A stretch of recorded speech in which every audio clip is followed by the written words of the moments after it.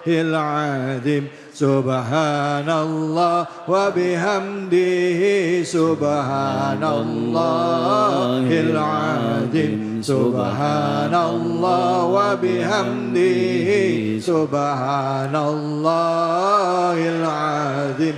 Subhanallah wa bihamdihi. Subhanallahil azim. Sallu ala Nabi Muhammad sallallahu alaihi wasallam.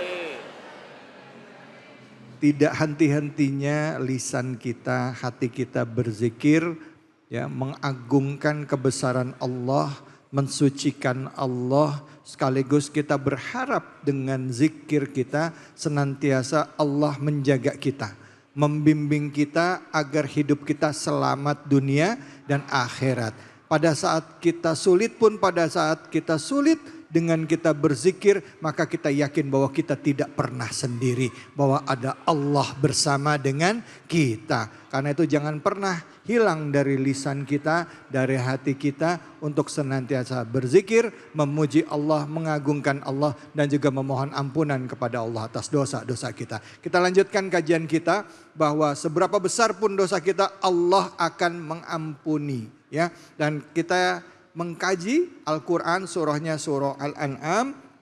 Kalau tadi ayat 5556 di segmen ketiga ini, kembali lagi Al-Ustadz Dai Redi Tanjung yang nanti akan melanjutkan, ya, kajian kita, yaitu surah Al-An'am ayat 57 sampai 60. Silakan Ustadz, fadhal. Assalamualaikum warahmatullahi wabarakatuh. Baik, para pemirsa Cahaya Hati Indonesia iNews TV yang saya hormati, Bapak Ibu, kita semuanya mudah-mudahan kita semuanya dalam lindungan Allah Subhanahu wa taala. Amin ya rabbal alamin. Bu, kita lanjutkan, ya. Kita semua berjuang, berusaha bagaimana kehidupan kita penuh dengan amal kebaikan, insya Allah.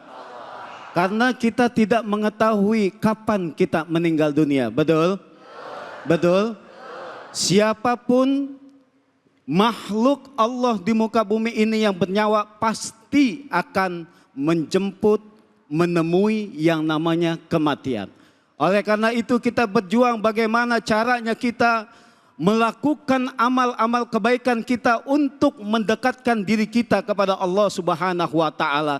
Maka itulah pentingnya kita bertakwa kepada Allah Subhanahu wa taala.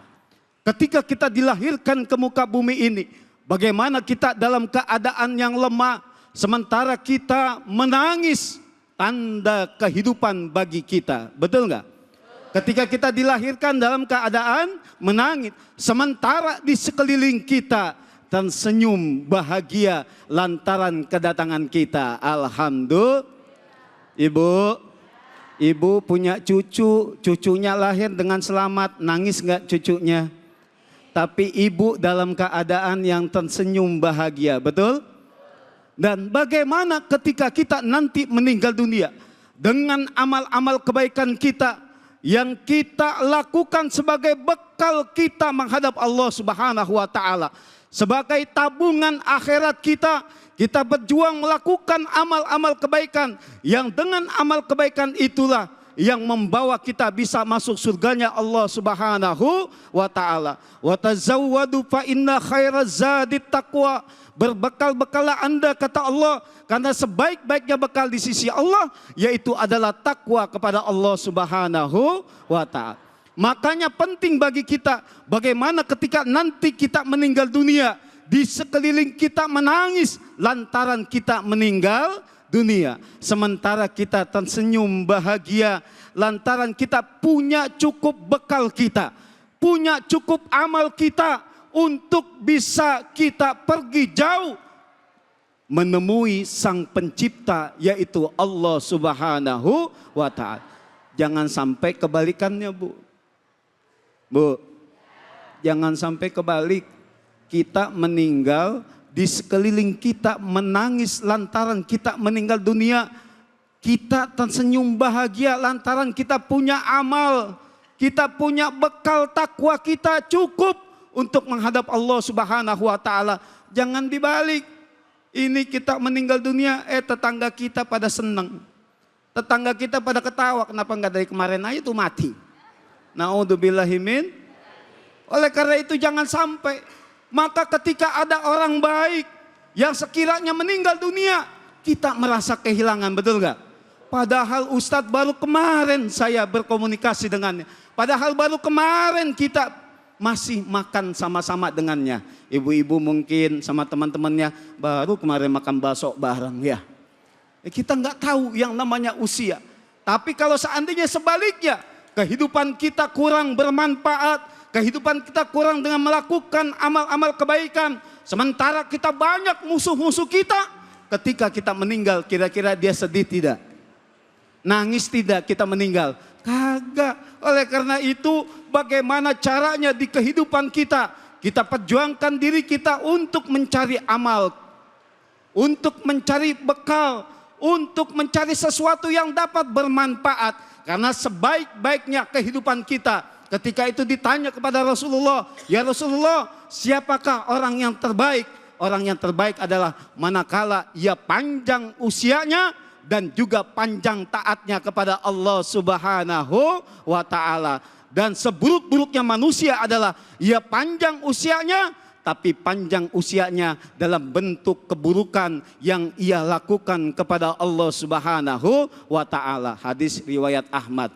Ini maka menjadi cerminan bagi kita, agar setiap harinya kita berusaha bagaimana caranya iman dan takwa menjadi modal yang paling utama mengalahkan segala-galanya. Insya Allah dengan iman kita dalam kondisi apapun nantinya, kata Allah, fi maqamin amin, akan ditempatkan oleh Allah di tempat yang aman. Alhamdulillah. Bu, Ya. Bu, Ya. sesusah apapun hidup kita, sesulit apapun hidup kita, tapi kalau kita menjalaninya dengan iman kepada Allah Subhanahu wa Ta'ala, insya Allah dengan iman itu menjaga diri kita. Timbullah dengan ketakwaan itu akan menimbulkan sesuatu kemudahan-kemudahan dari Allah Subhanahu wa Ta'ala. Kita susah hidup kita, mungkin kita diberikan ujian dari Allah. Semata-mata ujian itu bukan mengukur kekuatan kita, tidak hanya itu, akan tetapi mengukur sejauh mana ketika kita diberikan kesulitan oleh Allah, diberikan ujian oleh Allah, kita masih mau enggak sujud kepada Allah?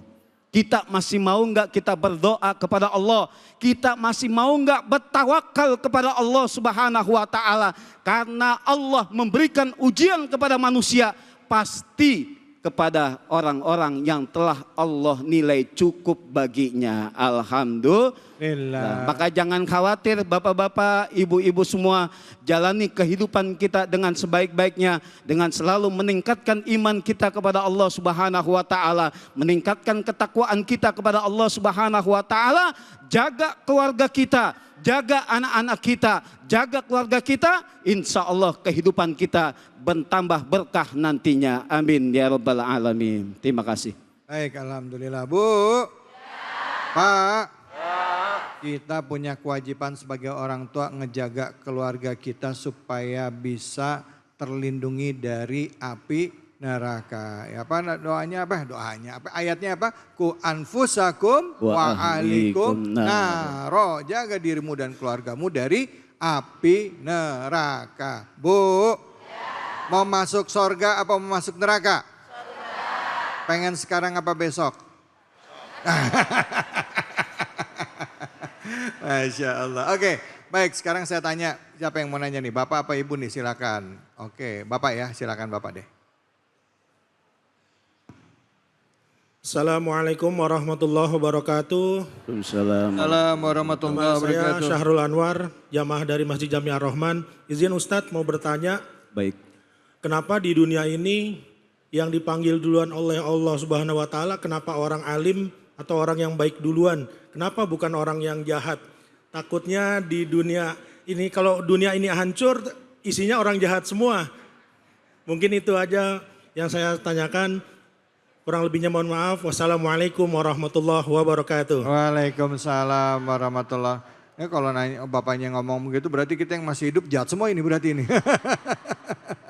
Silakan Ustadz Fadl. Baik, terima kasih Bapak, pertanyaan yang bagus ya. Satu, kita pahami bahwasanya likulli ummatin ajal ya. Setiap kita ini ada ajalnya. Ajal itu adalah batas usia ya. Batas usia disebut dengan ajal ya. Idza jaa ajaluhum la yastakhiruna sa'atan wa la yastaqdimun, kata Allah. Kalau sudah masuk batas waktu usianya, maka enggak bisa itu dimundurkan. Enggak bisa juga untuk dimajukan. Satu, pahami itu bahwasanya setiap manusia sudah ada batas ajalnya, batas usianya. Yang kedua, setiap kita yang bernyawa sudah dicatat oleh Allah takdirnya, takdir hidupnya dan juga rezekinya.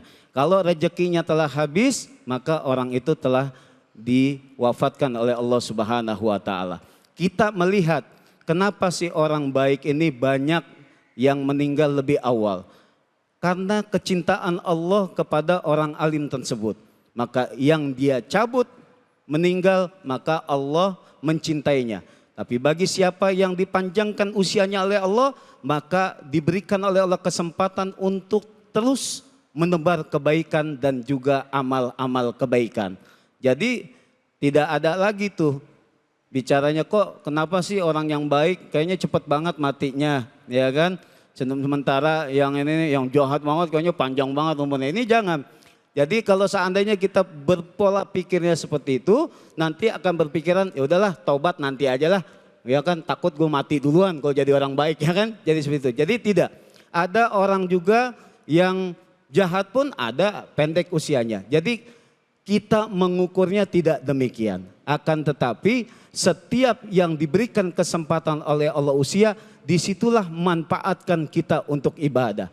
Disitulah manfaatkan untuk kita bisa meraih ridho Allah Subhanahu wa taala. Disitulah manfaatkan bagi kita yang masih diberikan hidup saat sekarang ini, yang masih diberikan kesempatan oleh Allah untuk bisa meraih ampunan Allah Subhanahu wa taala. Maka ya tidak semua orang yang diwafatkan oleh Allah dalam keadaan yang pendek usianya itu sama dengan yang tidak.